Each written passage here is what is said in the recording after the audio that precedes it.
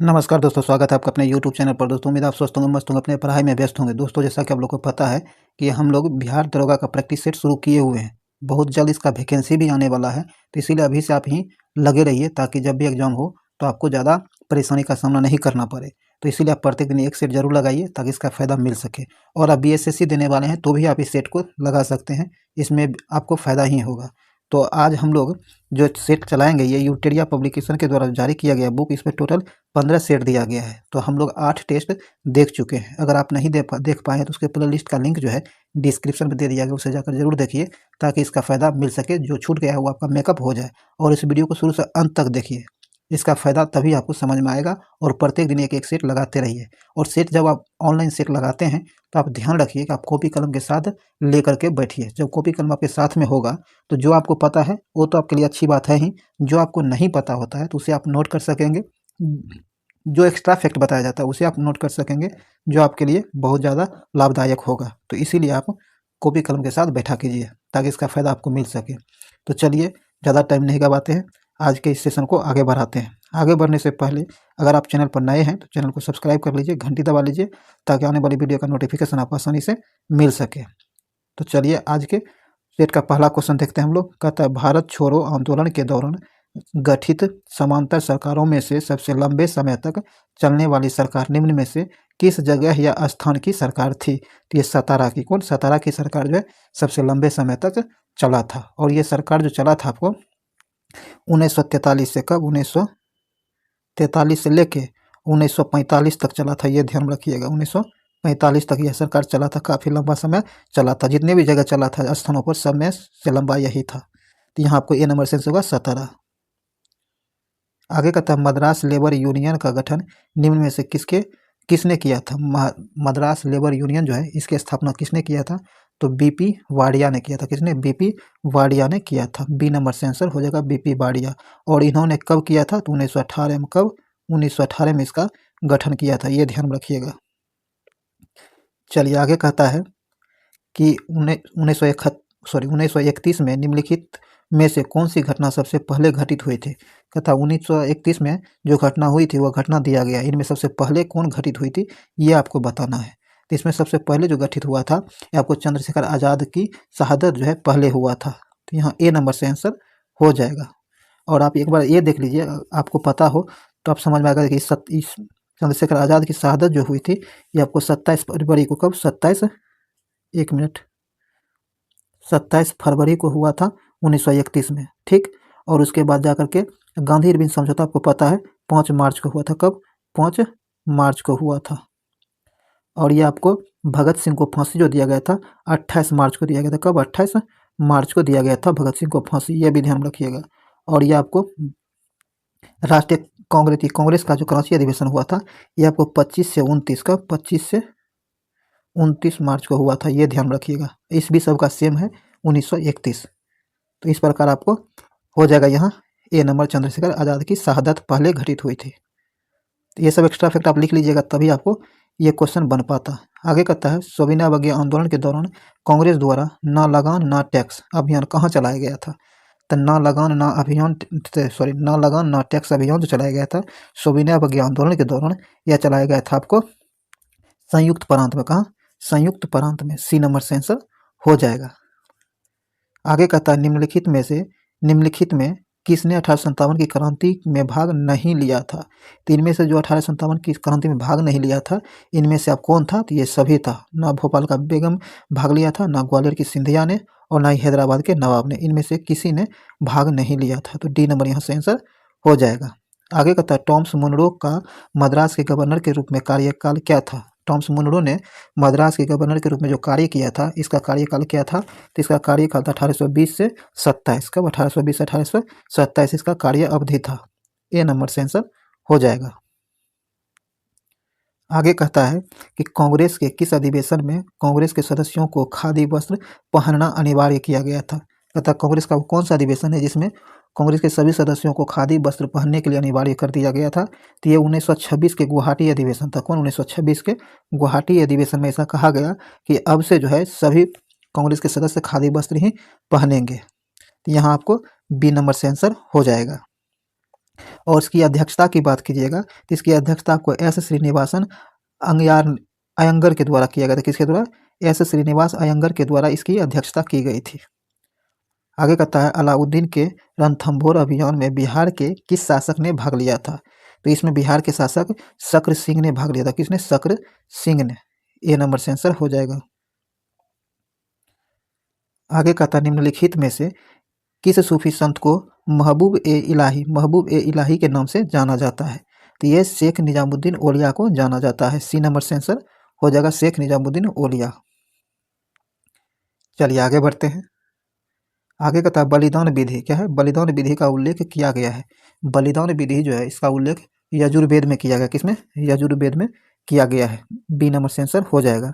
आगे कहता है संपूर्ण चोल साम्राज्य कितने प्रांतों में विभाजित था? संपूर्ण चोल साम्राज्य जो था यह आपको 6 भागों में वर्णित था। कितना? 6 प्रांतों में विभाजित था। डी नंबर से आंसर हो जाएगा। आगे कहता है देवी अधिकार सिद्धांत को किस शासक ने चलाया था? तो इसे अलाउद्दीन खिलजी ने चलाया था। किसने? अलाउद्दीन खिलजी ने चलाया था। बी नंबर से आंसर हो जाएगा। आगे कहता है राजकोष क्या है? राजकोषीय नीति संबंधित है। राजकोषीय नीति जो है ये आपको सरकार की प्राप्तियों से संबंधित है। डी नंबर से आंसर हो जाएगा। चलिए आगे बढ़ते हैं। कहता है पार्टिसिपेटरी नोट किससे संबंधित है? पार्टिसिपेटरी नोट जो है ये आपको विदेश संस्थागत निवेश से संबंधित है। बी नंबर से आंसर हो जाएगा। आगे कहता है प्रधानमंत्री मुद्रा योजना अंतर्गत दिए जाने वाले 3 प्रकार के 3 प्रकार के ऋण कौन कौन है ये आपको बताना है। तो 3 प्रकार का ऋण जो है यह है आपको शिशु ऋण, किशोर ऋण और तरुण ऋण। ये 1, 2 और 3 यही तीनों होगा। ए नंबर से आंसर हो जाएगा। सॉरी दोस्तों, यहाँ ए नंबर से आंसर हो जाएगा। वरिष्ठ नागरिक के लिए इसके अंतर्गत नहीं दिया जाता, इसके लिए अलग योजना चलाई गई है। आगे कहता है निम्न में से क्या राजस्व व्यय के अंतर्गत शामिल नहीं है? राजस्व व्यय के अंतर्गत कौन शामिल नहीं है? तो ये आपको ऋण भुगतान जो है राजस्व व्यय के अंतर्गत नहीं शामिल किया जाता है। तो सी नंबर से आंसर हो जाएगा। आगे कहता है भारत में आयकर निम्न में से किसका उदाहरण है? भारत में आयकर जो है किसका उदाहरण है? तो ये प्रगतिशील कर और प्रत्यक्ष कर प्रत्यक्ष कर का उदाहरण है आयकर। तो ए नंबर से आंसर हो जाएगा। आगे कहता है एशिया का सबसे बड़ा मरुस्थल देश निम्न में से कौन सा है? एशिया का सबसे बड़ा मरुस्थल देश कौन है? तो ये आपको मंगोलिया है। कौन? मंगोलिया है। बी नंबर से आंसर हो जाएगा मंगोलिया।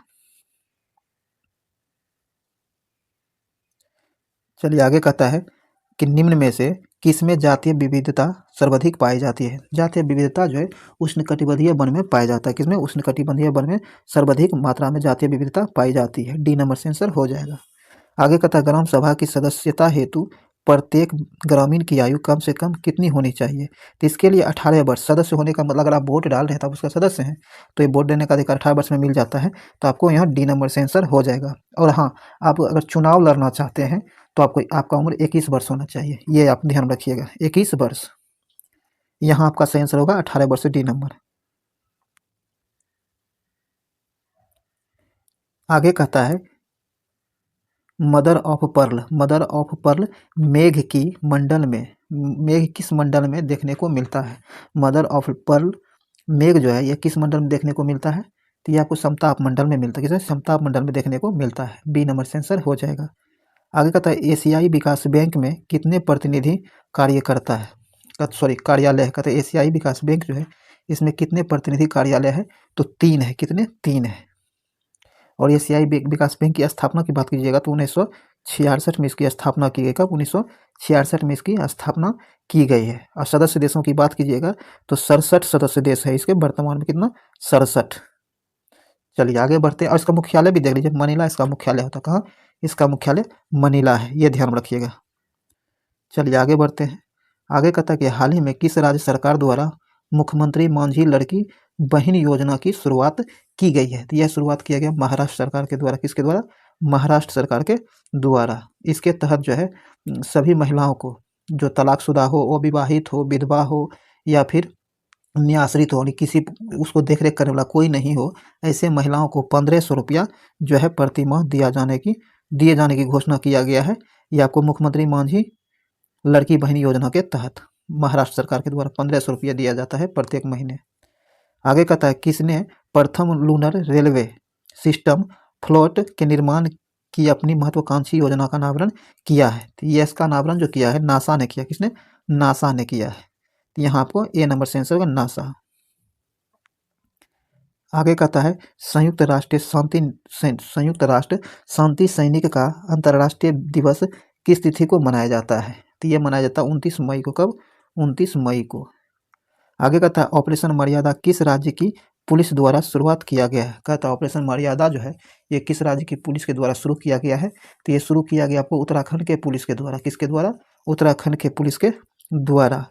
और इसकी शुरुआत जो है आपको 2024 में जो वहाँ केदारनाथ में यात्री जा रहे थे उसकी सुविधा के लिए ध्यान में रखा गया था और उसको स्वच्छता से जोड़ के देखा गया था।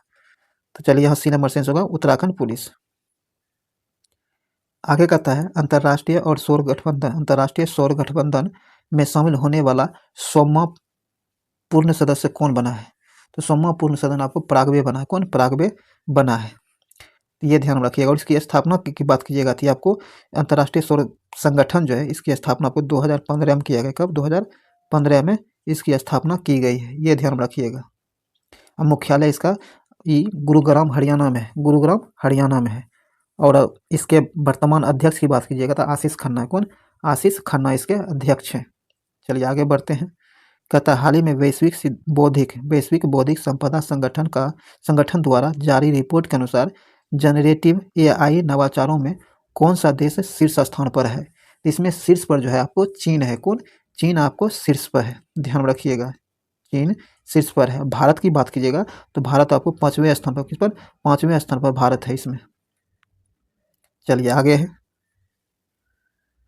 आगे कहता दुनिया का सबसे बड़ा अंतर्राष्ट्रीय समुद्री सैन्य अभ्यास जिसका नाम क्या है? रिम ऑफ द पैसिफिक के 29वें संस्करण का आयोजन किस देश में किया गया है?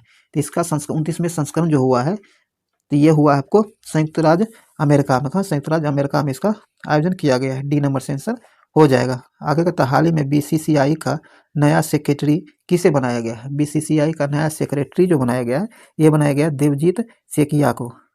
तो यहाँ आपको सी नंबर से आंसर हो जाएगा। आगे कहता है विश्व धरोहर समिति के 46वें सत्र का आयोजन कहाँ किया गया है?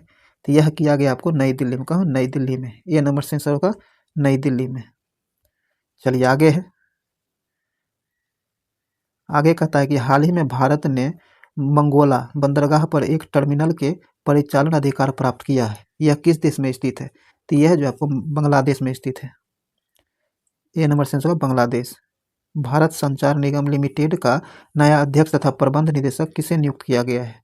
भारत संचार निगम लिमिटेड यानी बीएसएनएल का नया अध्यक्ष तथा प्रबंधक निदेशक जो नियुक्त किया गया है यह नियुक्त किया गया रॉबर्ट जेराल्ड रबी को।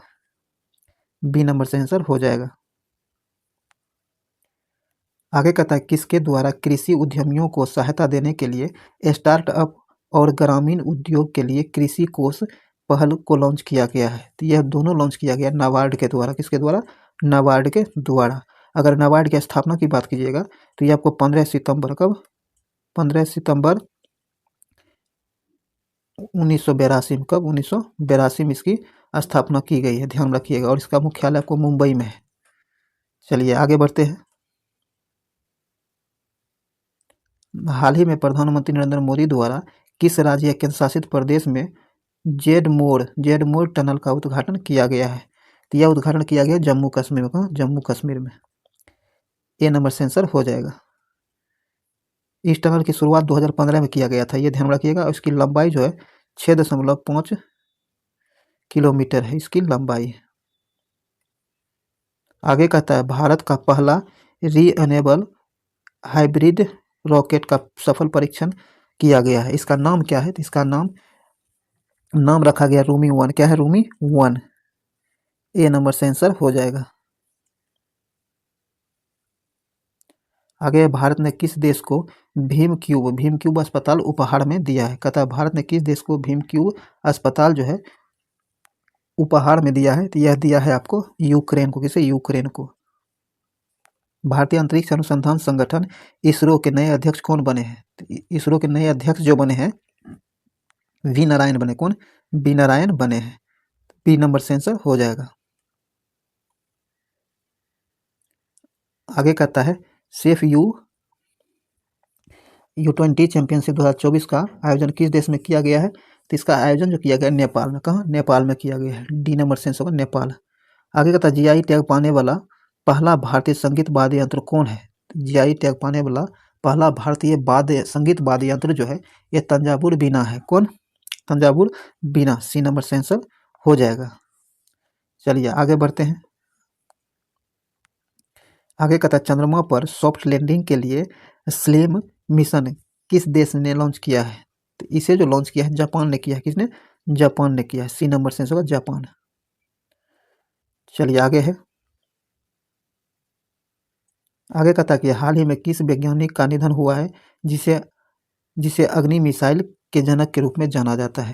तो अग्नि मिसाइल के रूप में जो जनक के रूप में जाना जाता है ये जनक राम नारायण अग्रवाल को जाना जाता है। ए नंबर से आंसर हो जाएगा। आगे कहता है तृष्णा के विपरीतार्थक शब्द क्या करें? चयन करें। कहता है तृष्णा जो है इसका विपरीतार्थक शब्द जो है उसका चयन करने के लिए कहा गया है। तो इसका विपरीतार्थक शब्द क्या होगा ये बताना है। तो तृष्णा का हो जाएगा वृष्णा। क्या होगा? वितृष्णा। सी नंबर होगा वितृष्णा। चलिए आगे है। आगे कहता है माथे पर बल पड़ना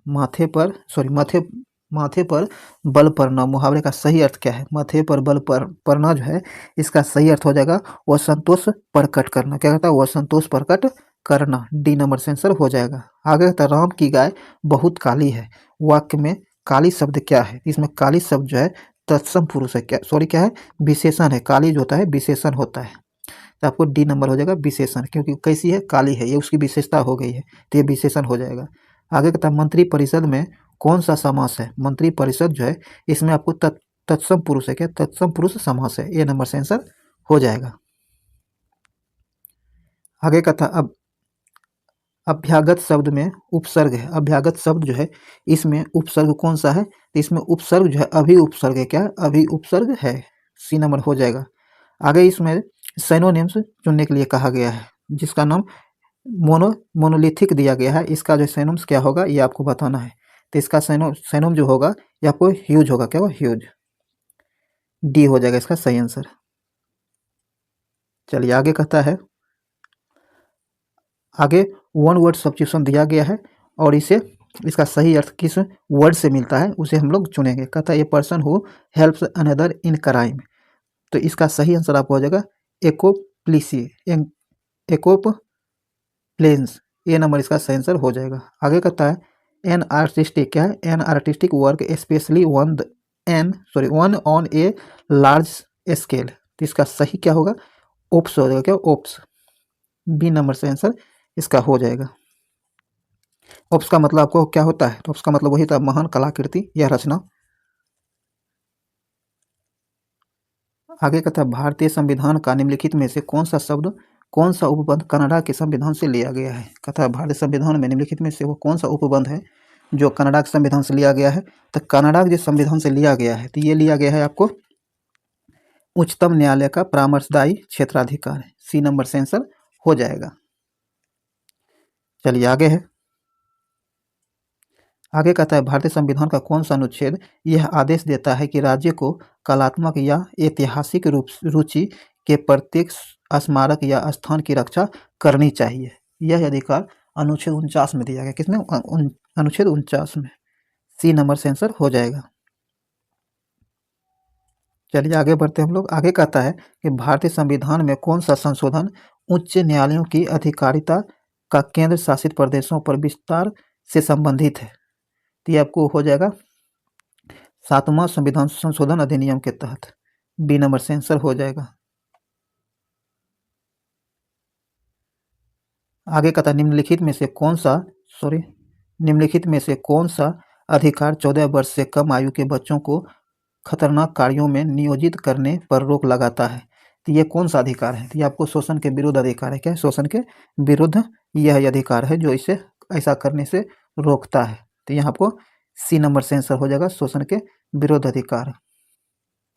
और यह अधिकार जो है अनुच्छेद 24 में दिया गया। किसमें? अनुच्छेद 24 में यह अधिकार दिया गया है, ये ध्यान में रखिएगा। चलिए आगे बढ़ते हैं। कहता निम्नलिखित में से किस आयोग ने सरकारी सेवाओं के सभी स्तरों में ओबीसी उम्मीदवार के लिए 27% का आरक्षण की सिफारिश की है? तो यह सिफारिश मंडल आयोग के द्वारा किया गया था। यहाँ हो जाएगा ए नंबर मंडल आयोग। मंडल आयोग जो है इसकी स्थापना आपको 1979 में किया गया था। कब? 1979 में इस आयोग का गठन किया गया था, ध्यान रखिएगा।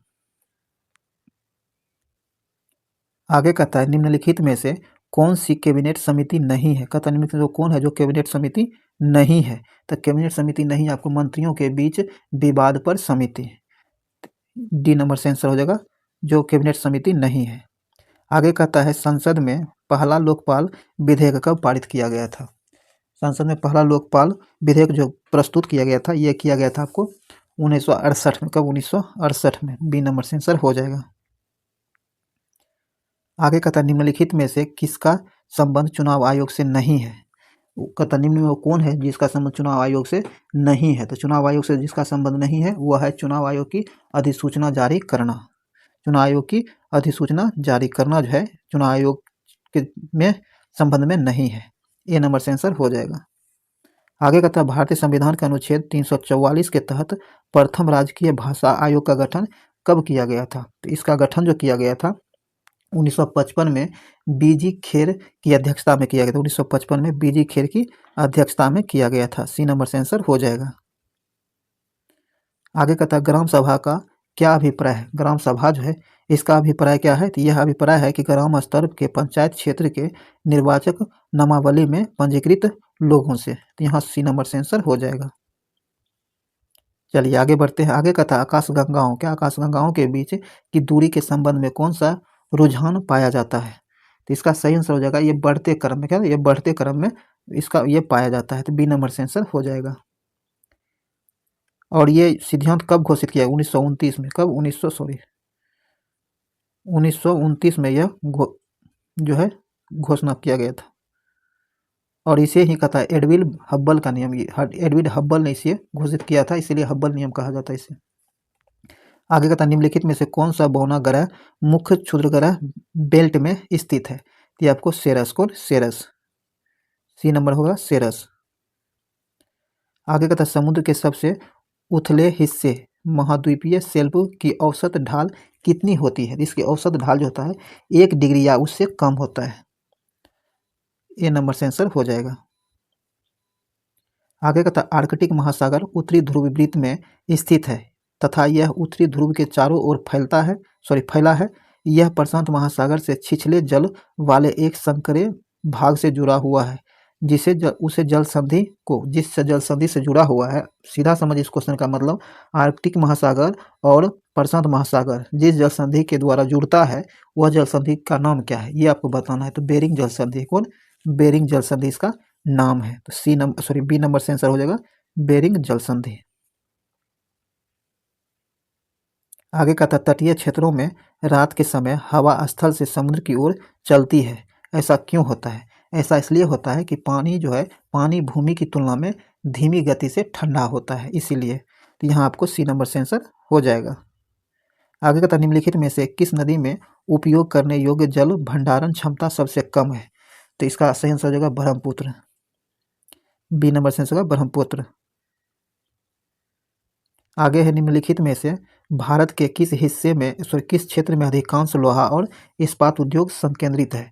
तो ये आपको छोटा नागपुर के पठार में, कहाँ? छोटा नागपुर के पठार में सर्वाधिक मात्रा में भारत में जो है लोहा और इस्पात का केंद्र जो है संकेंद्रण है स्थित है, सी नंबर से आंसर हो जाएगा। आगे तक किसी स्थान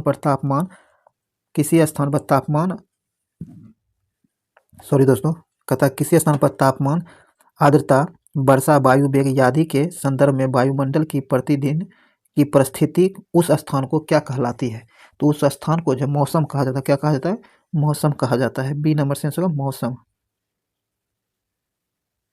आगे कहता है निम्नलिखित में से कौन सा राष्ट्रीय उद्यान महाराष्ट्र में नहीं है? तो ये महाराष्ट्र में राष्ट्रीय उद्यान कौन सा नहीं है? तो ये बांधवगढ़ राष्ट्रीय उद्यान, कौन? बांधवगढ़ राष्ट्रीय उद्यान जो है ये महाराष्ट्र में स्थित नहीं है। डी नंबर से आंसर हो जाएगा। ये आपको मध्य प्रदेश में, कहाँ, मध्य प्रदेश में है, यानी एमपी में है, ध्यान रखिएगा।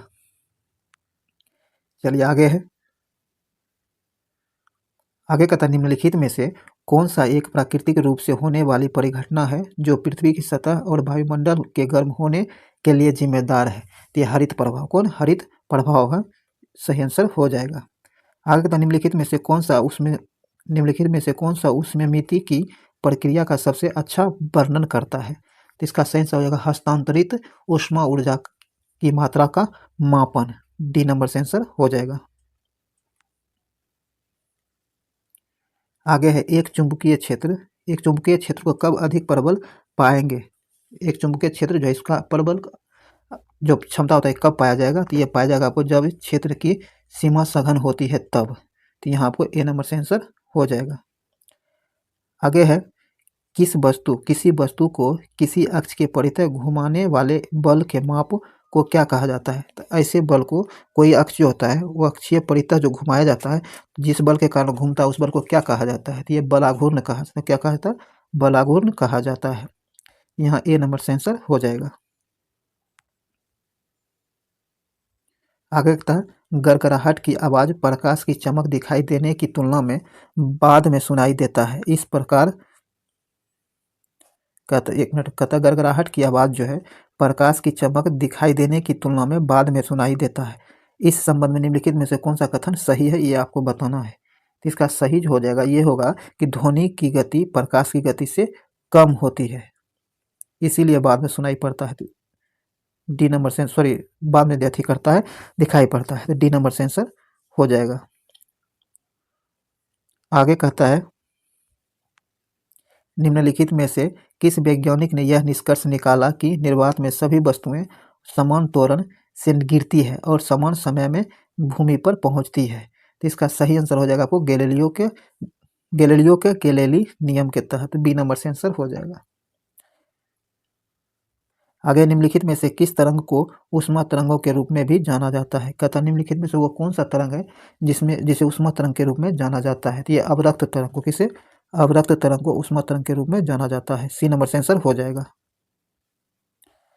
आगे कहता है कि किसी एक समान चुंबकीय क्षेत्र में एक आवेशित कण के मार्ग की वक्रता त्रिज्या जिसके समानुपाती होता है वह क्या है।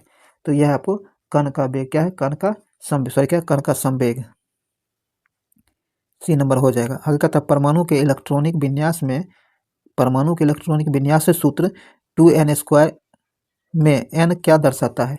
इसमें n जो है, n नाभिक से दिए गए कोष की संख्या को दर्शाता है। सी नंबर से आंसर हो जाएगा। चलिए आगे बढ़ते हैं। आगे कहता है निम्नलिखित में से कौन सा कथन सही नहीं है, ध्यान रखिएगा, सही नहीं है। तो आइए देखते हैं।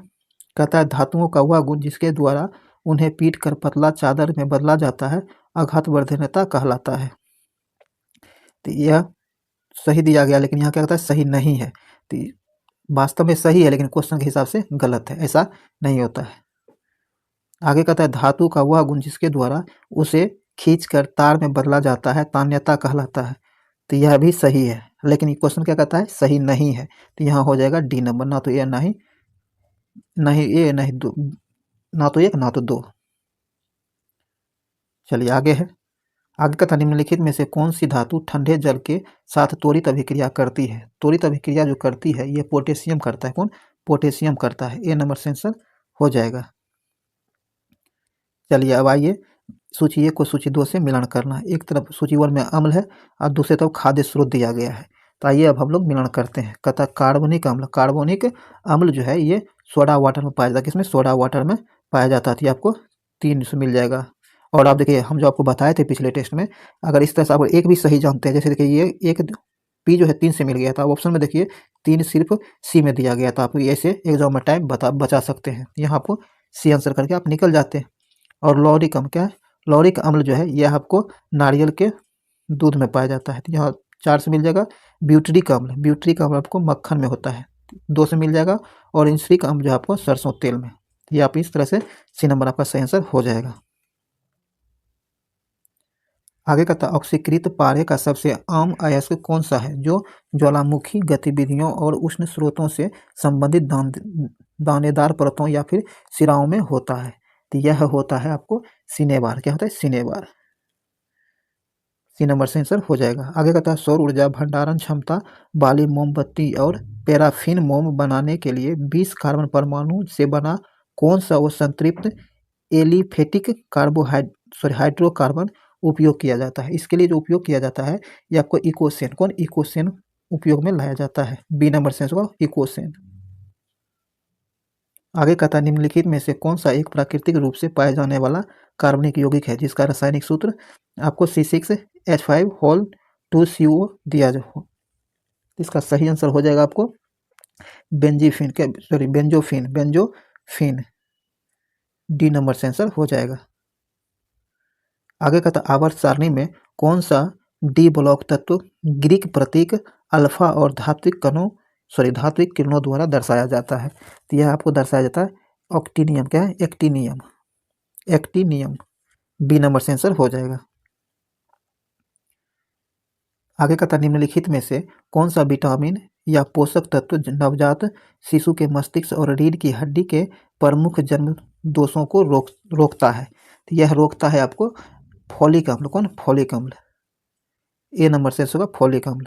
आगे निम्नलिखित में से कौन सा जीव शरीर के बाहर की खाद्य सामग्री को तोड़ता है और फिर उसे अवशोषित करता है? तो ऐसा जो करता है ये आपको खमीर करता है। कौन? खमीर करता है। सी नंबर होगा खमीर। आगे कहता है कैप्साइसिनोइड्स कैरोटीनाइड और फिनोलिक्स और विटामिन जो है इनमें निम्नलिखित में से किस खाद्य पदार्थों में पाया जाने वाला प्रमुख रसायन है? ये सभी जो है यह आपको मिर्च में पाया जाता है। किसमें? मिर्च में पाया जाता है। डी नंबर से होगा मिर्च में। आगे कहता है निम्नलिखित में से कौन सा कारक इबोला रोग का कारण बनता है? तो इबोला रोग का कारण जो है वायरस है। कौन? वायरस यानी विषाणु के कारण होता है। सी नंबर से आंसर हो जाएगा। आगे कहता है निम्नलिखित में से कौन सा पादप कोशिका की एक विशेषता है? पादप कोशिका की कौन सी एक विशेषता है? तो यह है कि इसमें कोशिका भित्ति पाई जाती है। क्या होता है? इसमें कोशिका भित्ति पाई जाती है। डी नंबर से आंसर हो जाएगा। आगे निम्नलिखित में से कौन सा ऊतक जंतुओं के शरीर में एक सूक्ष्मात्मक ऊतक है? तो ये आपको हो जाएगा उपकला ऊतक है। उपकला ऊतक। डी नंबर से आंसर हो जाएगा। चलिए आगे कहता है प्लेटीहेल्मिंथेस जो है में पाए जाने वाली एक विशेष उत्सर्जी कोशिका कौन सी है जो किडनी की तरह काम करती है तथा निषेधन के माध्यम से अपशिष्ट पदार्थों को हटाती है? इसका सही आंसर हो जाएगा आपको फ्लेम कोशिका। कौन सी कोशिका? फ्लेम कोशिका। बी नंबर से आंसर हो जाएगा। आगे का मानव शरीर की आहार नाल में विली कहाँ पाई जाती है? मानव का शरीर जो है इसमें आहार नाल में विली कहाँ पाया जाता है ये आपको बताना है। तो ये छोटी आंत में पाया जाता है। कहाँ? छोटी आंत में पाया जाता है। चलिए आगे है। आगे कहता कि निम्नलिखित में से कौन सबसे बड़ा दंत ऊतक है? सबसे बड़ा दंत ऊतक कौन सा है? तो आपको डेंटिन है। कौन? डेंटिन है।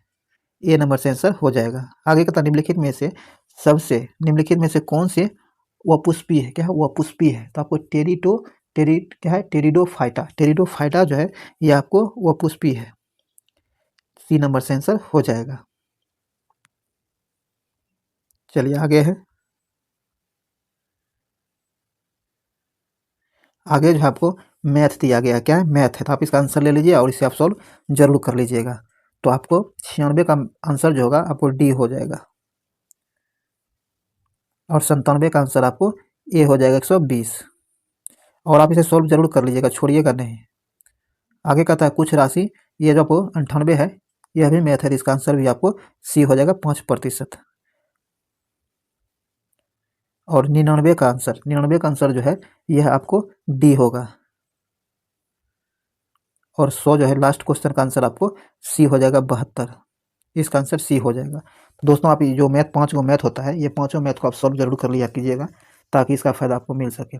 तो चलिए इस वीडियो को यहीं समाप्त करते हैं। उम्मीद है वीडियो आपके लिए यूजफुल रहा होगा। अगर आपको लगता है कि आपके लिए यूजफुल है तो इसे लाइक शेयर कर दीजिए ताकि ये मैक्सिमम लोगों तक पहुंच सके। और चैनल पर नए तो चैनल सब्सक्राइब करके घंटी दबा लीजिए ताकि आने वाली वीडियो का नोटिफिकेशन आपको मिल सके। और आप कोई सजेशन देना चाहते हैं वीडियो से रिलेटेड जो सुधार हो, तो उसके लिए आप कमेंट बॉक्स में कमेंट कर सकते हैं, कारण बताइए, उसमें सुधार जरूर किया जाएगा। तो चलिए, आप लोग पढ़ाई करते रहिए। इसी शुभकामनाओं के साथ इस वीडियो को समाप्त करते हैं। मिलते हैं अगली वीडियो में, तब तक के लिए जय हिंद।